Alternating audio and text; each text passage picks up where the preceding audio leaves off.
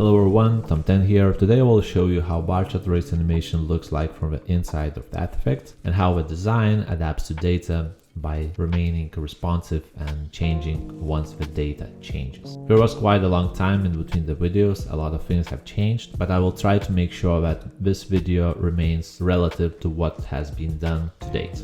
Short disclaimer, grab some tea or coffee, leave beer for other times, did some serious stuff here. Take some snacks, as this is going to be an interesting long video. Well, at least I believe so.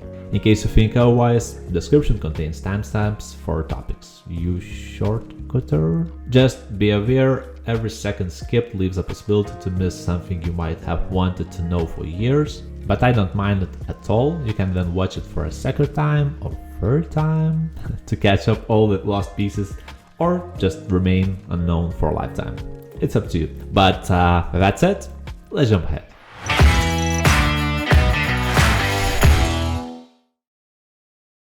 As noted in the past, it's a multi-step process where we have After Effects boilerplate project file, a data file to visualize, then video settings file, which controls some of the appearance for the boilerplate project, a script which kind of connects everything together, builds After Effects project file to be rendered, and then we just output that file. To refresh your memory, we have an intro, which stands for the titles and just general information about what that video is.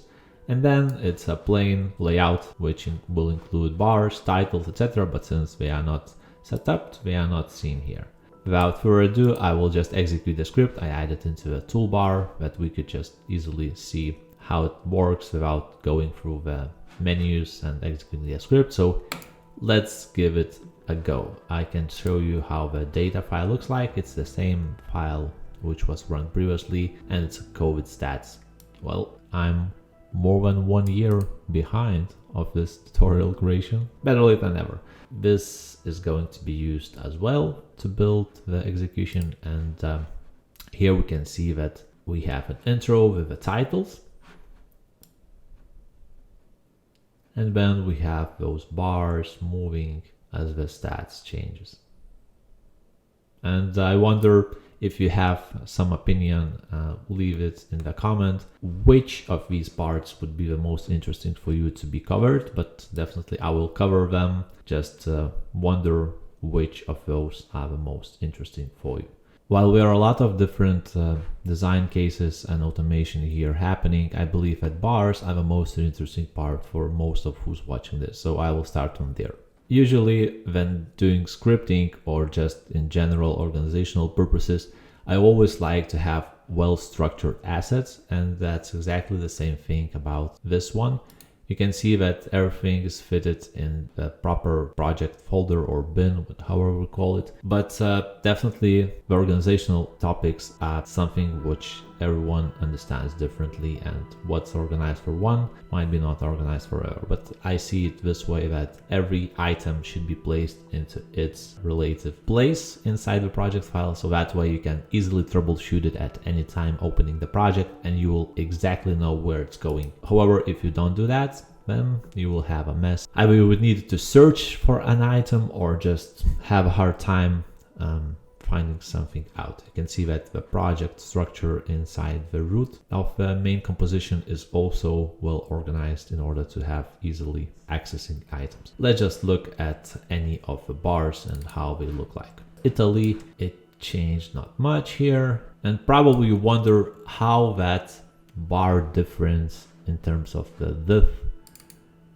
is calculated. So here we have United States, which is pretty big in terms of relation between other items. So I will just split the screen and show you how this design looks like in full picture. Here we have United States, pretty big in compared to others, because everything is done by calculating the ratios between minimum and maximum values, and that way we can have actual understanding of their width by doing that comparison. Here we will be solely focusing on the design and how everything behaves. This specific bar chart and race animation is done by doing a lot of expression work inside of the actual bar, and that way everything follows accordingly. So if we take a look, for example, how the number behaves, it just starts at some predefined value, takes into account the bar difference and the bar changing width, and then recalculates based on that. It's not perfect, but for this specific case, it works. I can just easily prepare a design file, make some adjustments, and by fitting new data sets, I will make sure that it works. On the contrary, you could do everything by the script. Just at any data set, you would calculate all these expressions and apply them inside the script. But I believe it's just easier to prepare a boilerplate project, and then if everything's linked properly, by changing the data, you can just accommodate it accordingly. The reason why design accommodates because bar size changes, and it's done by applying script calculations to the bar size based on the min and max values. So if we change the size of a bar, you can see that design adapts because it's done for expressions, but the value doesn't change.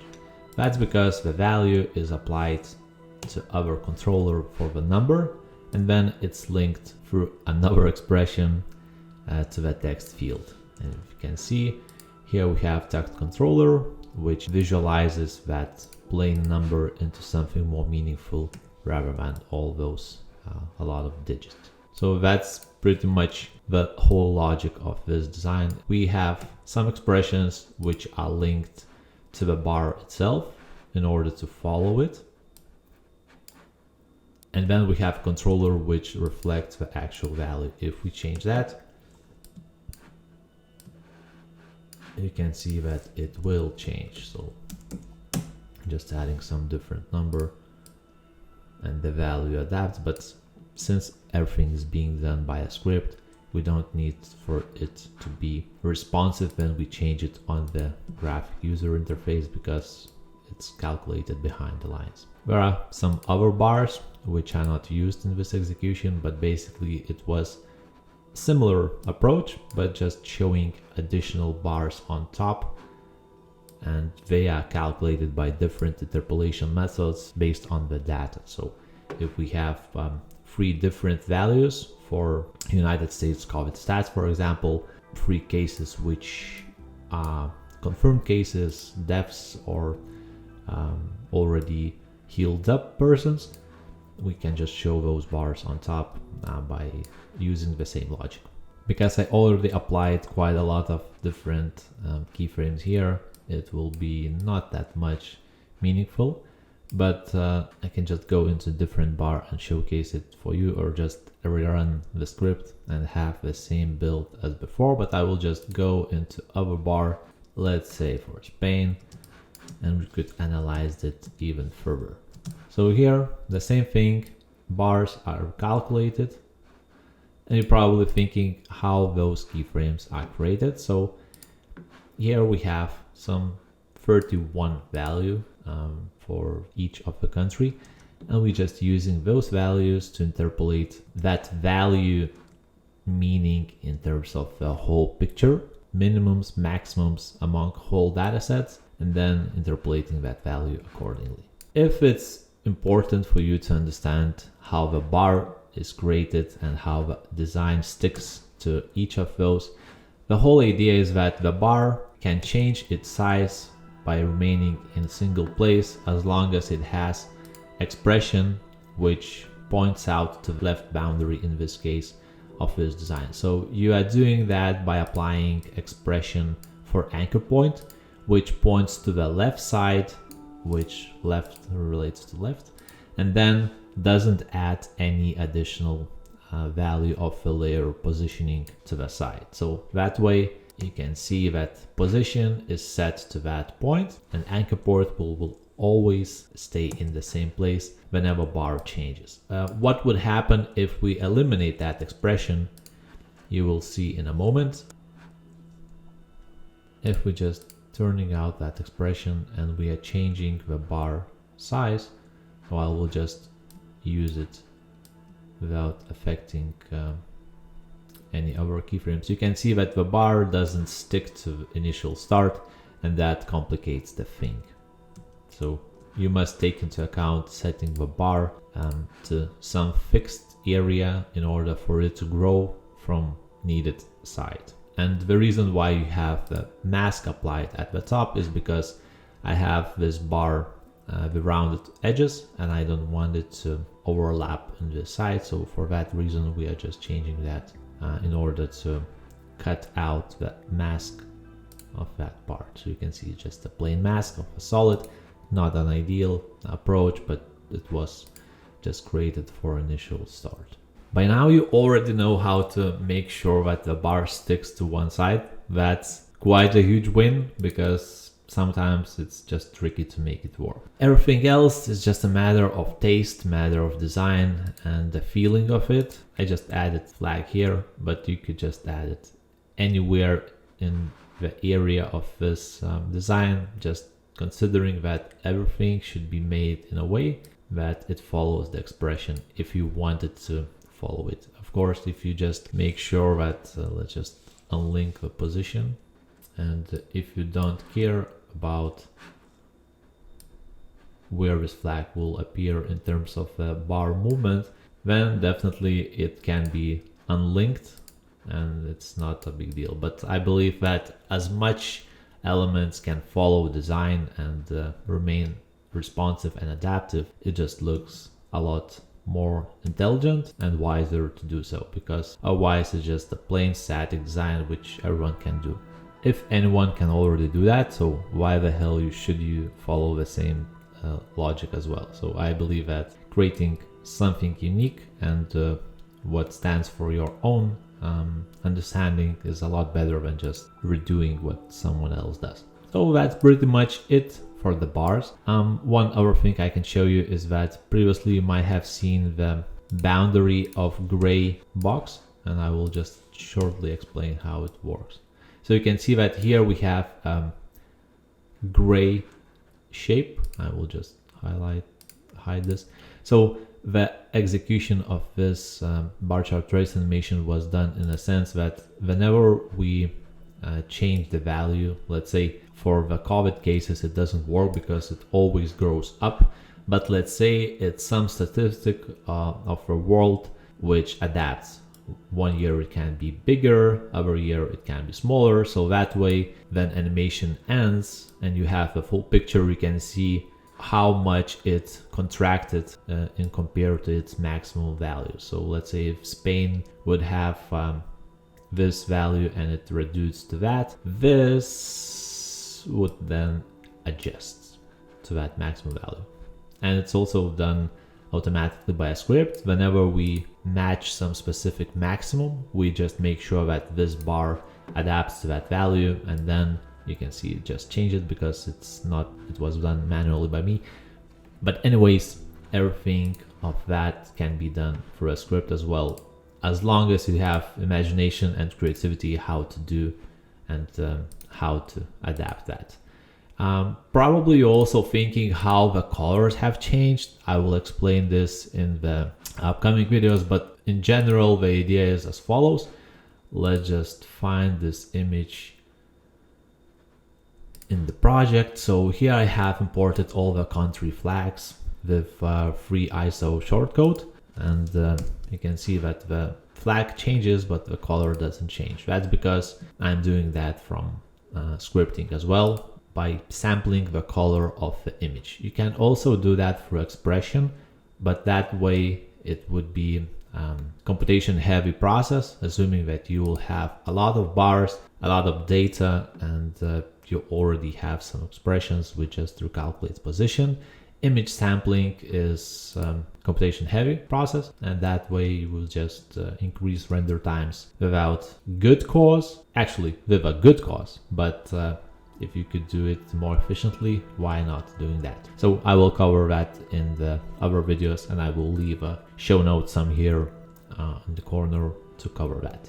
By the way, in this design you can see that some values looks like they are smaller than below ones, but they appear upper. In some cases there are huge gaps and a huge change between different dates, and that way visuals just at that specific time haven't changed up yet. So that's the actual reason. The idea is that once we build all bars, we are adding them in the main comp where all the bars are added and compared to each other. So let's just try to open not United States, but let's say Brazil.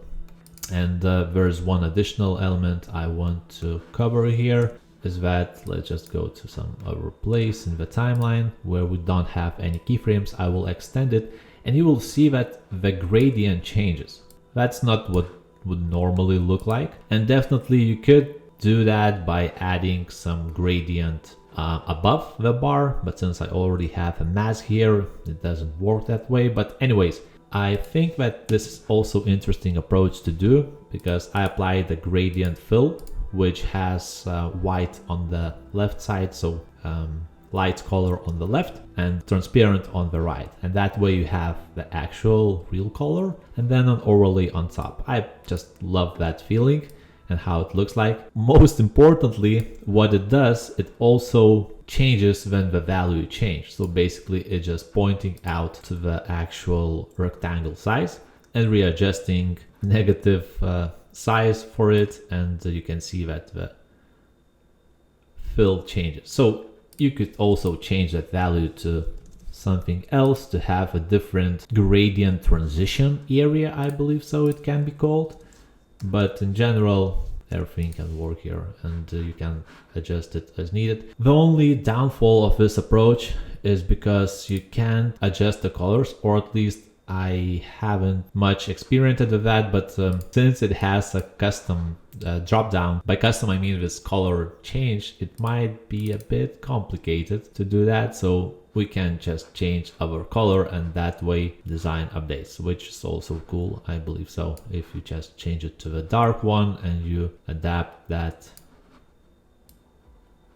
stop for opacity. So basically what I'm doing here by dividing or multiplying from a number is just in our way changing that gradient location for opacity. So that's how the gradient is being achieved, and I believe that it's a technique which can be explored and a lot of can be done with it. Also adding additional endpoint control, so you can just control how the color would look like from our area as well.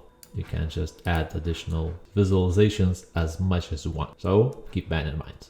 So we already have covered plainly the number and how it changes. Remember, we applying value from the script to point control expression controller, and it's important to apply it to the point control in order to have unlimited size for the number, because slider has a limitation of 1 million, maybe, not exactly remembering, but just to have it in mind, you must use point control rather than slider, and just apply to any of those parameters. It's either array of X or Y, so first or second item in the array to be applied for. So we are having that value applied to the controller, and then we simply linking source text to the controller and adding some expression to have additional thousands separator rather than plain number. If, for example,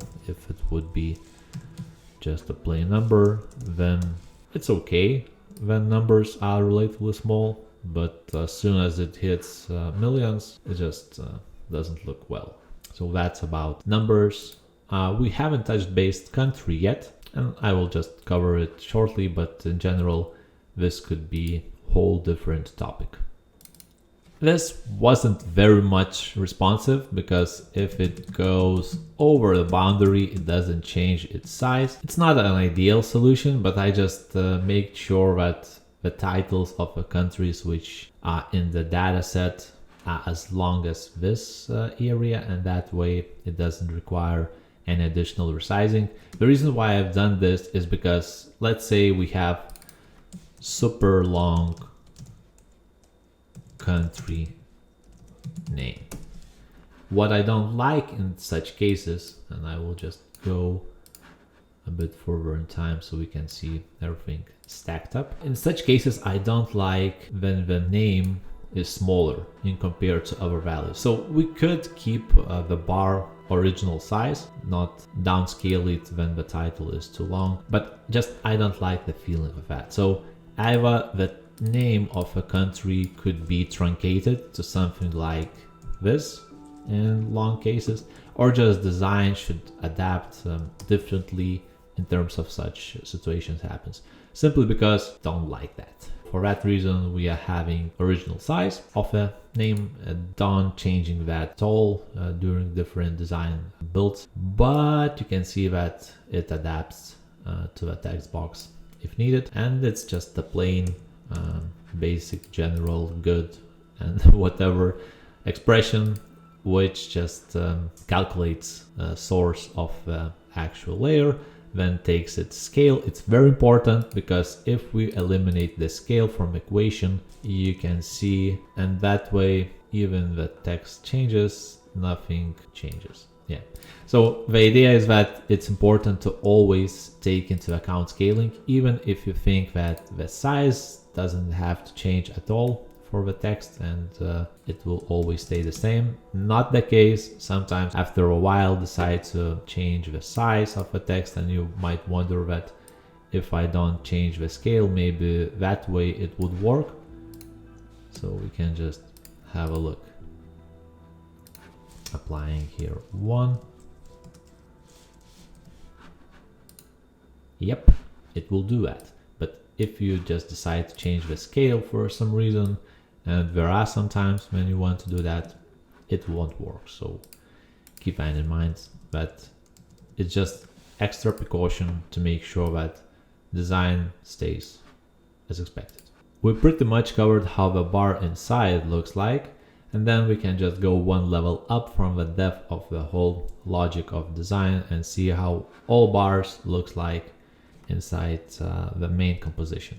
So here we have all the bars, and the whole idea of these bar chart race animations is comparison of each line based on its value and seeing whether it's smaller or higher in regards to its previous value as well as its upcoming value. So we can just find out an area where some change happens. So here at the 10 seconds, we can see that super long, which stands for Brazil from previous composition changes, and Russia, it overtakes it. From the moment here, we have 310 and 318. Then we just change it, and we can see a fraction of difference between those values, and then it just goes further and increases the difference, increases its lead. It's not very good comparison because we are talking about COVID stats. But yeah, that's being done by comparing value from previous and just adding keyframe in case if any changes happen. You might wonder, hey Thomas, why we need to add those? No changes happens, why we need to do that? Yep, technically you could eliminate those keyframes whenever they are not changing, but I'm just adding those for easier understanding and avoidance of difference, because for example, if at this point we have some change and we haven't applied keyframe here, you might guess what would happen. It would just ruin the whole animation by moving not where it should move. Definitely these are not done by hand, if you might guessed it. I believe it's not possible to do that, or at least it would be a lot of time consuming. Some people think that it's possible to do through expressions. I don't say it's not, but at any time you just increasing the different data sets and just adding a lot of values, we can have bars of a different amount here, count of bars, different amounts, different length of a data set. You can imagine how much it would take to compare at every moment, every layer in its stack. Of course, if we're talking about 10 layers every time, that would be it.